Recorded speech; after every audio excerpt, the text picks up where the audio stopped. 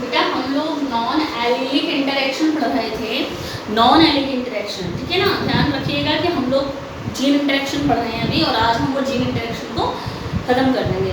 हमने कहा था जीन्स का जो इंटरेक्शन होता है वो एलिलिक इंटरेक्शन हो सकता है और नॉन एलिलिक इंटरेक्शन होता है, यानी एक ही जीन के दो एलील में इंटरेक्शन हो सकता है, जो कि हमने इनकम्प्लीट डोमिनेंस कोडोमिनेंस सब पढ़ लिया। नॉन एलिलिक इंटरेक्शन में अभी तक हमने कॉम्प्लीमेंट्री जीन पढ़ लिया है बेटा, और डुप्लीकेट जीन पढ़ लिया है, और एपिस्टेसिस में डोमिनेंट एपिस्टेसिस पढ़ ली है। क्या पढ़ ली है? Dominant epistasis.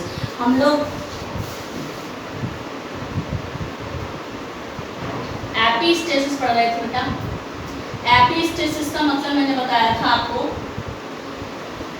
Setting over. Setting over का मतलब होता है एक जीन दूसरे जीन के प्रभाव को छुपा देता है। एक जीन अगर प्रेजेंट है तो दूसरे जीन के प्रभाव को छुपा देगा, सेटिंग ओवर, यानी कि उसके ऊपर बैठ जाएगा, उसके प्रभाव को बिल्कुल मास्क कर देगा, मास्क। जैसे कि अगर हम लोग बात करते हैं, हमने आपको कहा था कि ये दो प्रकार की होती है। एक तो होती है डोमिनेंट एपिस्टेसिस, डोमिनेंट एपिस्टेसिस बताई थी बेटा आपको, और दूसरी बताई थी हमने रिसेसिव एपिस्टेसिस। डोमिनेंट एपिस्टेसिस का मतलब क्या है? हमने कहा था कि अगर सपोज हम लोग एपिस्टेसिस की बात करते हैं, जैसे कि ये है ए बी और ये है बी और ए, तो ये डोमिनेंट है। तो ये डोमिनेंट है। अगर ये वाला जीन इसके प्रभाव को, इसको दबा देता है, तो ये कहलाएगी डोमिनेंट एपिस्टेसिस। कौन सी कहलाएगी? Dominant epistasis. हमने कहा ये वाला जीन एपिस्टेटिक जीन है और ये वाला जीन हाइपोस्टेटिक जीन है। जो जीन अपने आप को शो करता है, एपिस्टेसिस का मतलब है जो अपने आप को दिखाएगा, वो कहलाएगा एपिस्टेटिक जीन, और जो बेचारा छिपा हुआ रह जाएगा वो क्या कहलाएगा? Hypostatic gene. जैसे मैंने आपको बताया था, अगर घर में बड़ा भाई है तो वो बड़ा भाई अपने छोटे भाई बहनों को हमेशा चुप करके रखता है, तो वो डोमिनेंट है, डोमिनेंट एपिस्टेसिस है, ठीक है ना। रिसेसिव एपिस्टेसिस यानी कि अगर रिसेसिव वाला जीन अपने आप को शो कर देता है और दूसरे को छुपाते हैं, यानी कि ये एपिस्टेटिक जीन है तो इसका डोमिनेंट वाला इसको छुपा रहा है, तो डोमिनेंट एपिस्टेसिस। लेकिन अगर इसका ये रिसेसिव, जैसे ये रिसेसिव है, इसका ये रिसेसिव वाला इसको छुपा रहा है, तो ये हो गया रिसेसिव एपिस्टेसिस। बात समझ में आई बेटा? तो डोमिनेंट एपिस्टेसिस और रिसेसिव एपिस्टेसिस दो चीज़ें हैं। हमने अगर इस वाले को कहा कि ये एपिस्टेटिक जीन है और हमने इसको कहा कि हाइपोस्टेटिक जीन है, तो इसका ये डोमिनेंट है, ये रिसेसिव है, ये डोमिनेंट है, ये रिसेसिव है, तो ये तो एपिस्टेटिक जीन है। तो अगर ये वाला जीन ए, जो कैपिटल ए है, ये इसको छिपाएगा, इन दोनों को किसी को भी छिपाएगा, तो डोमिनेंट एपिस्टेसिस कहलाएगा। यानी कि ये कुछ दिखाई देगा, ये होगा तो भी नहीं दिखेगा, ये होगा तो भी नहीं दिखेगा, तो डोमिनेंट एपिस्टेसिस। लेकिन क्यों ये पूरा का पूरा एक एपिस्टेटिक जीन है, तो इसका रिसेसिव वाला यानी कैपिटल बी अगर है तो, सॉरी स्मॉल बी अगर है तो स्मॉल बी इसके ऊपर आ जाएगा और सिर्फ ये इसका इफेक्ट दिखेगा, इसका इफेक्ट नहीं दिखेगा। ये डोमिनेंट होते हुए भी छुप जाएगा, ये डोमिनेंट होते हुए भी छुप जाएगा, तो इसको कहेंगे रिसेसिव एपिस्टेसिस। डोमिनेंट एपिस्टेसिस का एग्जाम्पल मैंने आपको बताया था बेटा, समर स्क्वैश यानी कि कुकुरबिटा पीको। हमने इसका एग्जाम्पल पढ़ा था ना, समर स्क्वैश वाला एग्जाम्पल पढ़ा था, यानी कुकुरबिटा पीको वाला एग्जाम्पल हमने इसका उस दिन बेटा पिछले लेक्चर में हमने कुकुरबिटा पीको का समर स्क्वैश वाला एग्जाम्पल हमने पढ़ लिया था। वाइट और ग्रीन कलर के फ्लावर में क्रॉस कराया था, तो रेशियो इसका क्या आया था? 12:3:1, 12:3:1 का रेशियो आया था। अब हम बात करते हैं रिसेसिव एपिस्टेसिस। ध्यान रखिएगा, ये रिसेसिव एपिस्टेसिस को सप्लीमेंट्री जीन भी कहेंगे, सप्लीमेंट्री सप्लीमेंट्री जीन भी कहेंगे, है ना, ये याद रखना बेटा। रिसेसिव एपिस्टेसिस से सप्लीमेंट्री जीन, रिसेसिव एपिस्टेसिस या सप्लीमेंट्री जीन। तो हम लोग बात कर रहे हैं रिसेसिव एपिस्टेसिस या हम इसको कहेंगे सप्लीमेंट्री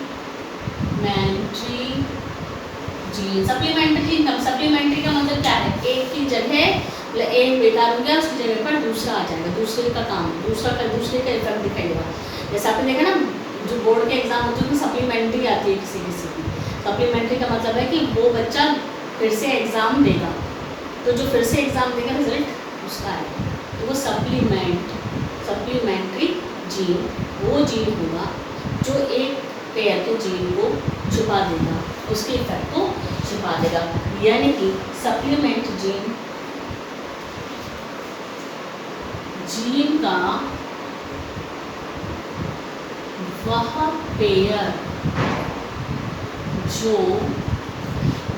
का वह पेयर जो दूसरे नॉन एलीलिक जीन के प्रभाव को छिपा देता है, सप्लीमेंट्री जीन कहलाता है। सप्लीमेंट्री जीन कहलाता है, सप्लीमेंट्री जीन कहलाता है। जैसे कि एग्जाम्पल हम लोग इसका लेंगे, इसका एग्जाम्पल हम लोग जो पढ़ेंगे, यानी कि रिसेसिव एपिस्टेसिस यानी कि सप्लीमेंट्री जीन का जो एग्जाम्पल है, कोट कलर इन माइस, चूहों में कोट का कलर, ये चूहों की स्किन का कलर, चूहों की स्किन का जो कलर है उसमें सी ब्लैक कलर के लिए है, सी वाला जीन जो है वो ब्लैक कलर के लिए, स्मॉल सी एल्बिनो के लिए, स्मॉल सी एल्बिनो, एल्बिनो का मतलब होता है कलर लेस, यानी कि सीधी सीधी बात है वाइट, जो सफ़ेद चूहे जिसके अंदर कोई कलर नहीं। एल्बिनो का मतलब होता है जिसके अंदर कोई पिगमेंट नहीं है। Black colour capital C, albino small C, ठीक है, बात समझ आ रही है। Black colour capital C, albino small C, और हमने कहा कि एक जीन है ए जो कि है सप्लीमेंट्री जीन, एक जीन है जो कि है supplementary gene. Capital C black colour को दिखाएगा, कैपिटल ए सप्लीमेंट्री जीन है, कौन सा ये बात करेंगे, और स्मॉल सी एल्बिनो को दिखाएगा, ठीक। कैपिटल सी इसका रिसेसिव ये दिखा है। अब देखिए बेटा कि हम लोग क्या करेंगे, क्रॉस।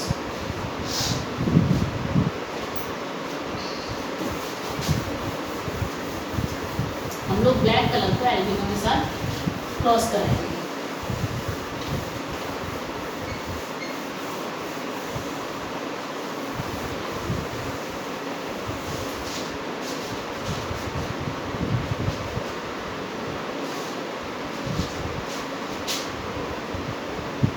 जब ब्लैक कोट कलर के माइस यानी चूहों को, माइस को एल्बिनो के साथ क्रॉस कराते हैं। जब ब्लैक कोट कलर को एल्बिनो के साथ क्रॉस कराते हैं तो F1 जनरेशन में एगाउटी कलर आता है। एगाउटी कौन सा कलर होता है? Grey colour. एगाउटी यानी ग्रे कलर। एगाउटी यानी ग्रे कलर। आप देख लीजिए, ब्लैक को एल्बिनो के साथ कराया तो ना तो ब्लैक आया F1 जनरेशन में, ना एल्बिनो आया, क्या आया? एगाउटी आया, यानी कि ग्रे कलर आया। ये है सप्लीमेंट्री जीन। क्या है ये? Supplementary gene. देखिए किस तरह से इसको हम लोग क्रॉस कराएंगे। ये हटा देती हूँ यहाँ से।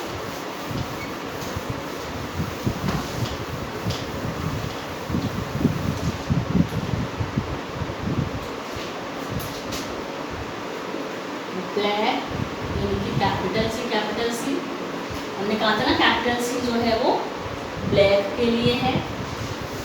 यहाँ पर स्मॉल ए ले लिया है ना, एल्बिनो वाला, और यहाँ पर हम एल्बिनो के साथ इसका क्रॉस कराएंगे तो एल्बिनो तो हो गया कैपिटल ए स्मॉल सी। ठीक है बेटा, बात आ गई समझ में? अब हमने क्या किया, सीधी बात है, इसके गैमेट बनाए कैपिटल सी स्मॉल ए। इसका हमने इसमें सी को पहले लिया था, हम इसमें भी सी को पहले लेते हैं, ठीक है ना, तो हमारे लिए इजी हो जाता है। हमने इसके गैमेट बनाए, क्रॉस कराया F1 जनरेशन में capital C capital A small A. ये जो F1 जनरेशन आई, ये F1 जनरेशन कैपिटल सी जो था ये ब्लैक के लिए था, ए एल्बिनो के लिए था, लेकिन ये जो F1 जनरेशन आई, ये F1 जनरेशन ना तो ब्लैक दिखेगी ना ये एल्बिनो, क्योंकि एल्बिनो इसलिए दिखेगा क्योंकि ये है, तो क्या दिखेगा? ये दिखाई देगा कुछ तीसरा कलर जिसको कहते हैं एगाउटी। क्या दिखाई देगा? एगाउटी दिखाई देगा। क्या दिखाई देगा बेटा? एगाउटी दिखाई देगा। अब इस F1 जनरेशन का कराते हैं सैल्फिन कराएंगे। आप इसकी गैमेट बना लीजिए, मालूम है आपको, capital C small C capital A small C. ये हमने बना दिए गैमेट। इसके आगे का हम मालूम है कि क्या, जिस तरीके से मैंने आपको शॉर्ट ट्रिक बताई है वही शॉर्ट ट्रिक आप इसमें अपनाइए। ये आपके गैमेट लिख लीजिए। आपने अब मेंडल वाला रेशियो लगाइए 9, 3, 3, 1। ठीक है, पहले ये देखिए कि कैपिटल सी कैपिटल ए एक साथ आएंगे तो ये हुआ एगाउटी। ये कैपिटल सी है तो ये हुआ ब्लैक। ठीक है ना, ये है एल्बिनो और ये हुआ, ये भी एल्बिनो, क्योंकि यहाँ पर ना तो एल्बिनो वाला है और ना यहाँ पर ब्लैक का है। स्मॉल सी स्मॉल ए है, स्मॉल सी स्मॉल ए है। ठीक है ना, तो यहाँ पर अब हमें ये देखना है कि जो रेशियो आएगा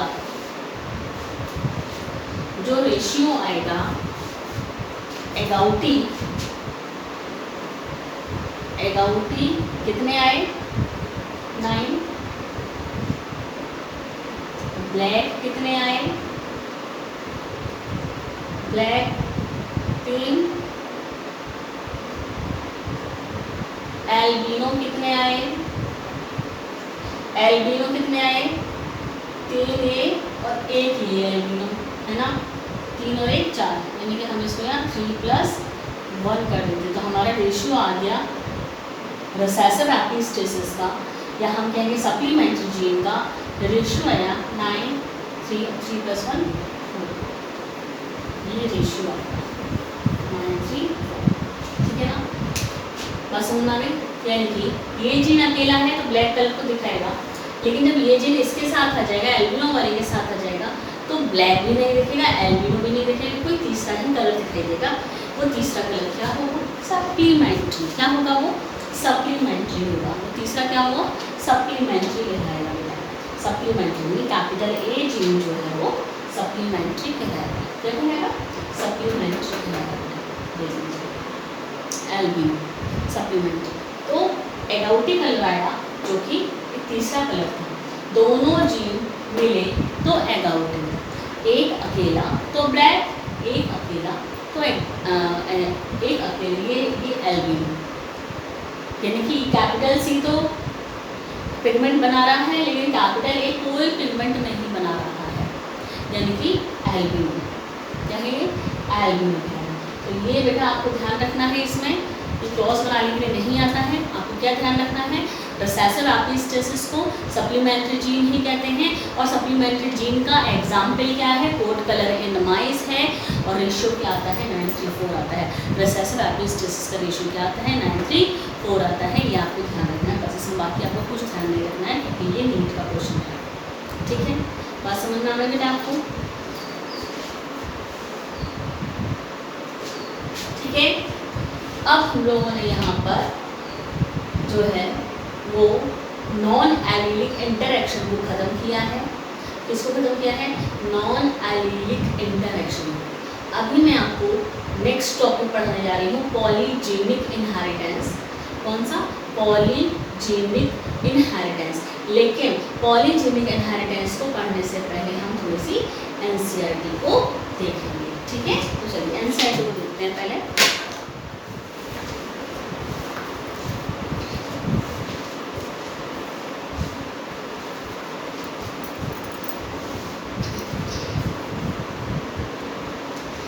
बेटा मैंने आपको कोडोमिनेंस बता दिया था, ठीक है।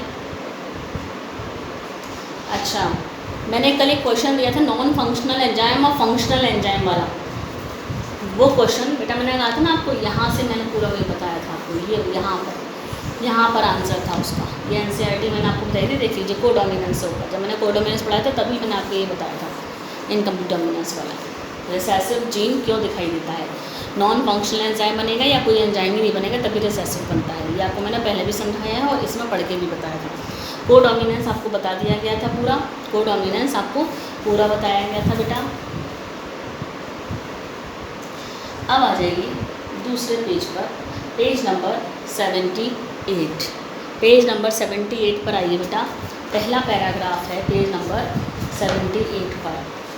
Do you realize that the example of ABO blood grouping also provide a good example of multiple allele? ये कह रहे हैं कि ABO ब्लड ग्रुप जो है वो कोडोमिनेंस का एग्जाम्पल था। क्या ये मल्टीपल एलील का एग्जाम्पल हो सकता है? Yes. Here you can see that there are more than 2, that is 3 allele. Blood group के पास कितने एलील थे? 3 एलील थे, IA, IB और small I, governing the same character. एक करेक्टर के लिए 3 एलील, हो गया multiple allele. Since in an individual only 2 alleles can be present। ज़्यादातर क्या होता है आपको मालूम ही है कि किसी एक इंडिविजुअल में, किसी एक आदमी में या किसी एक पर्सन में एक जीन के पास 2 ही एलील होते हैं, एक कैरेक्टर के पास 2 ही एलील होते हैं। लेकिन अगर एक कैरेक्टर के पास 2 से ज़्यादा एलील हैं तो वो कहलाएगा multiple allele. Can be found only when population studied are studies are made. Multiple allele इतना ही दिया है एनसीईआरटी में आपको। मैंने बताया है कि मल्टीपल एलील्स का क्वेश्चन किस तरीके से बनता है, जीनोटाइप फिनोटाइप सब पूछे जाते हैं, फॉर्मूला आपको बताया गया है। आगे पैराग्राफ देखिए। Occasionally a single gene product में प्रोड्यूस मोर देन 1 इफेक्ट। इस लाइन को देखिए, ओकेजनली सिंगल जीन प्रोडक्ट यानी एक जीन, सिंगल जीन क्या करता है? More than 1 effect. एक जीन, हमें मालूम है कि एक जीन एक कैरेक्टर को शो करता है। हमें मालूम है हमारी बॉडी में हर एक कैरेक्टर, हमारी बॉडी में या प्लांट की बॉडी में हर एक कैरेक्टर के लिए एक अलग जीन होता है, हर कैरेक्टर के लिए एक पर्टिकुलर जीन होता है। लेकिन अगर एक जीन बहुत सारे कैरेक्टर को दिखाता है, एक जीन बहुत सारे कैरेक्टर, तो वो कौन सा जीन कहलाता है? पढ़ा है आपने, पढ़ा दिया है मैंने आपको, प्लियोट्रॉपिक जीन। कौन सा जीन कहलाता है? Pleiotropic gene. तो प्लियोट्रॉपिक जीन उस जीन को कहते हैं जो एक से ज़्यादा इफेक्ट को दिखाता है या एक से ज़्यादा कैरेक्टर को शो करता है। एक से ज़्यादा कैरेक्टर को शो करता है। ठीक है बेटा, जैसे कि वहाँ पर मैंने आपको मटर का एक एग्जाम्पल बताया था। अब यहाँ हम देखेंगे कि एनसीईआरटी ने प्लियोट्रॉपी का क्या एग्जाम्पल बताया है। देखिए, इन्होंने कहा है प्लियोट्रॉपी है बेटा, नाम अभी कहीं नहीं दिया है इन्होंने, आगे प्लियोट्रॉपिक जीन एक बार और आएगा एनसीईआरटी के अंदर, लेकिन यहाँ इतना पार्ट इन्होंने प्लियोट्रॉपी का ही दिया है। Occasionally a single gene product में produce more than one effect, one effect से ज़्यादा, एक इफेक्ट से ज़्यादा अगर दिखाता है तो प्लियोट्रॉपी कहलाता है। For example, starch synthesis in P seed is controlled by one gene. इसको मैं आपको बताती हूँ किस तरीके से इन्होंने कहा।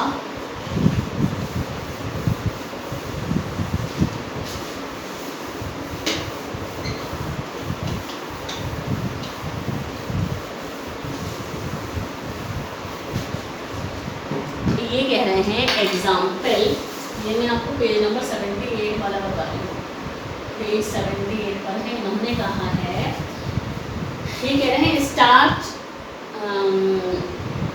Synthesis in P seed is controlled by one gene. Starch की सिंथेसिस, या सीधे लिख लीजिए, स्टार्च सिंथेसिस इन पी। मटर के जो दाने होते हैं, मटर के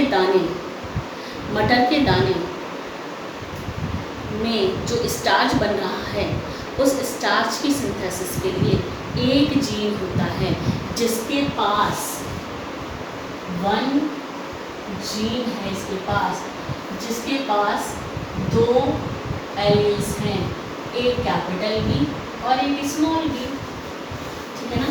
स्टार्च सिंथेसिस मटर में एक जीन द्वारा कंट्रोल होता है, स्टार्च की सिंथेसिस एक जीन द्वारा कंट्रोल होता है जिसके पास दो एलील, हमको मालूम है एक जीन के पास दो एलील होते हैं, तो वो तो ठीक है, लेकिन ये एक जीन बहुत सारे कैरेक्टर को दिखाएगा। जैसे इन्होंने क्या कहा है, इन्होंने कहा है starch synthesised efficiently by capital B homozygotes and therefore large starch grain are produced.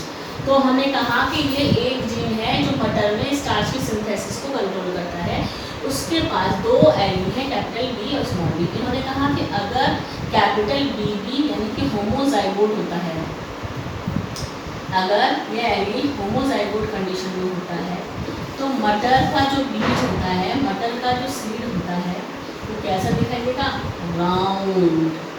कैसा दिखाई देगा, राउंड, गोल बिल्कुल। और अगर बिल्कुल गोल होगा तो उसके अंदर स्टार्च ज़्यादा बनेगा। ठीक है ना। अगर ये कैपिटल बी होमोजाइगोट है तो ये राउंड सीड दिखाई देगा, और सीड अगर राउंड दिखाई देगा तो उसके अंदर स्टार्च ज़्यादा बनेगा। देख लीजिए दिखाया है, starch synthesized effectively by capital B homozygote and therefore large starch grain is produced। ज़्यादा बड़े स्टार्च ग्रेन प्रोड्यूस होंगे। In contrast, small BB homozygote have lesser efficiency in starch synthesis and produce smallest starch grain। तो ये तो large starch grain को produce करेगा, large starch grains यानी कि मटर के बड़े बड़े दाने दिखाई देंगे। लेकिन अगर ये रिसेसिव होमोजाइगोट आ जाता है तो ये भी होमोजाइगोट, लेकिन रिसेसिव होमोजाइगोट आ जाता है अगर, तो मटर का दाना जो होगा वो कैसे दिखाई देगा, रिंकल्ड, सिकुड़ा हुआ दिखाई देगा। कैसे दिखाई देगा, सिकुड़ा हुआ होगा, यानी कि छोटे दाने बनेंगे। कैसे दाने बनेंगे, छोटे दाने बनेंगे, और उनके अंदर बहुत ज़्यादा बड़े स्टार्च ग्रेन्स नहीं होंगे। देखिएगा लिखा है lesser efficiency in starch synthesis and produce smaller starch grain after maturation of the seeds। capital BB seeds are round। ये सीड जब बड़े होंगे, जिनके पास बड़े दाने होंगे, लार्ज स्टार्च ग्रेन होंगे, तो गोल दिखाई देंगे। ये कैसे दिखाई देंगे, रिंकल्ड दिखाई देंगे। ठीक है ना। ये कैसे दिखाई देंगे, रिंकल्ड दिखाई देंगे। heterozygote produce round seeds and so capital B seems to be dominant, but the starch grains produced are of intermediate size, capital B small b seeds। अब ये कह रहे हैं कि अगर ये हेटेरोजाइगोट है तो क्या होगा, हेटेरोजाइगोट है तो क्या होगा, तो हेट्रोजाइगोट में ये कैपिटल बी तो डोमिनेंट है जो कि राउंड को दिखा रहा है, तो बीज तो गोल होंगे, सीड तो कैसे होंगे, राउंड होंगे, और स्टार्च ग्रेन कैसे होंगे, मीडियम। स्टार्च ग्रेन्स ना बहुत बड़े होंगे ना बहुत छोटे होंगे, कैसे होंगे, कैसे होंगे, इंटरमीडिएट सीड होंगे। स्टार्च के ग्रेन्स ना बहुत ज़्यादा बड़े होंगे ना बहुत ज़्यादा छोटे होंगे। इन सब चीज़ों से हमें ये पता लगा कि मटर में एक जीन है जो कि क्या शो कर रहा है, स्टार्च ग्रेन्स का साइज भी बता रहा है और सीड की शेप को भी दिखा रहा है। एक कैरेक्टर ये, एक कैरेक्टर ये, जीन तो एक ही है, देख रहे हैं ना आप, एक जीन एक से ज़्यादा कैरेक्टर हो गया। क्या एक जीन एक से ज़्यादा कैरेक्टर को अगर शो कर रहा है तो हो गया ये प्लियोट्रोपिक जीन, यही इसमें बताया है बेटा। देखिए बहुत ही इंपॉर्टेंट है। So if starch grain size is considered, starch grain size is considered as the phenotype. Starch grain का साइज अगर देखते हैं कि स्टार्च ग्रेन का साइज लार्ज स्टार्च ग्रेन है या small starch grain, then from this angle the alleles show incomplete dominance. अगर हम स्टार्च ग्रेन के साइज को देखते हैं, स्टार्च ग्रेन के साइज को देखते हैं तो कैपिटल वी भी large starch grain, small V भी छोटे दाने यानी स्मॉल स्टार्च ग्रेन, और जब ये हेट्रोजाइगोट आ जाता है तो इंटरमीडिएट, ये इनकम्प्लीट डोमिनेंस को भी शो करता है।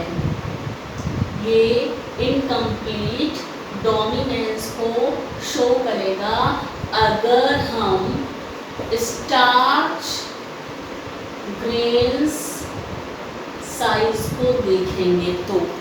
स्टार्च ग्रेन के साइज को देखेंगे तो इनकम्प्लीट डोमिनेंस को शो कर रहा है, ना बड़े दाने दिखाई दे रहे ना छोटे दाने, जबकि बड़े दाने वाला डोमिनेंट था और छोटे दाने वाला रिसेसिव था।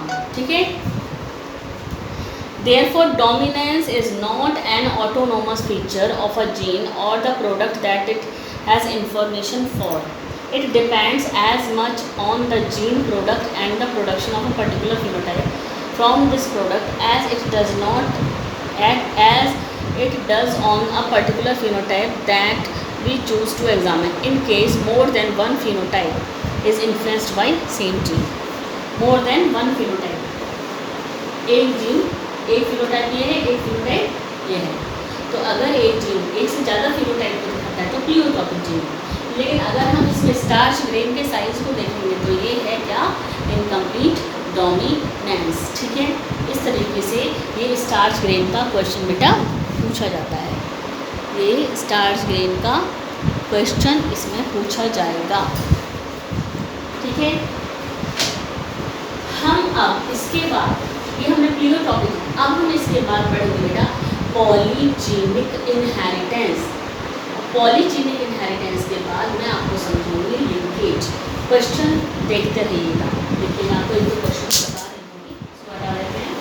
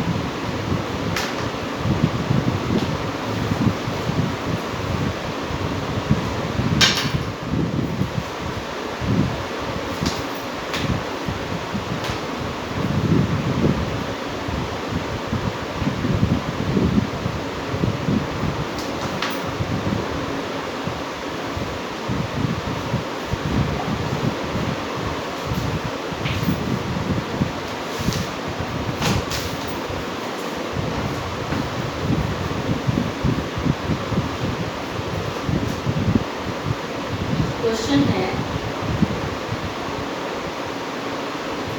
कौन सा क्रॉस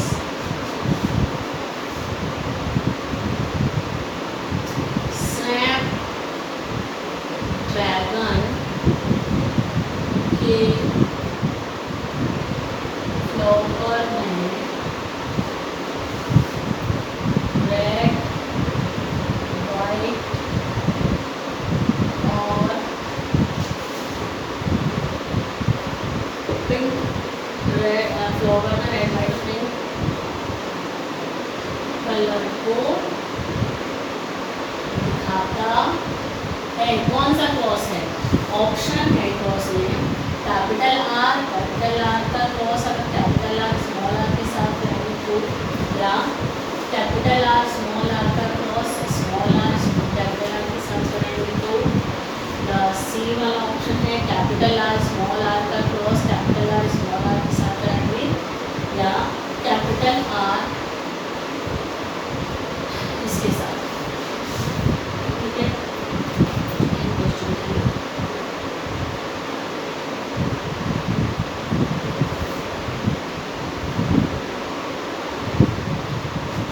दूसरा क्वेश्चन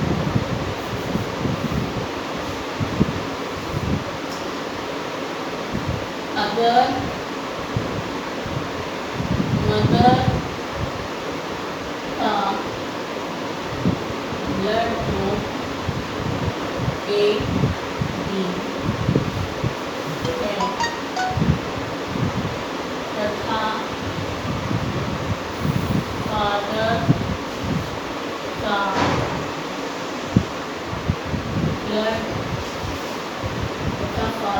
ब्लड ग्रुप ए है तो कौन सा ब्लड ग्रुप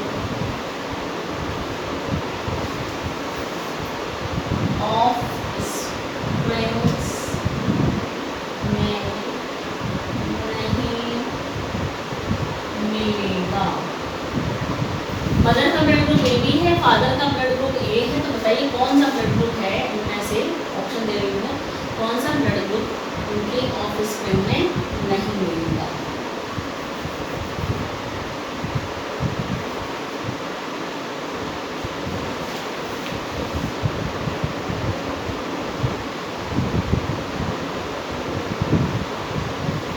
ठीक है, ये क्वेश्चन लगाइएगा बेटा और बताइएगा क्या समझ में आ रहा है या नहीं। ठीक है, समझ के करिएगा। और भी क्वेश्चंस करूँगी। पॉलीजेनिक इनहेरिटेंस हम लोग नेक्स्ट लेक्चर में क्या पढ़ेंगे? पॉलीजेनिक इनहेरिटेंस पढ़ेंगे।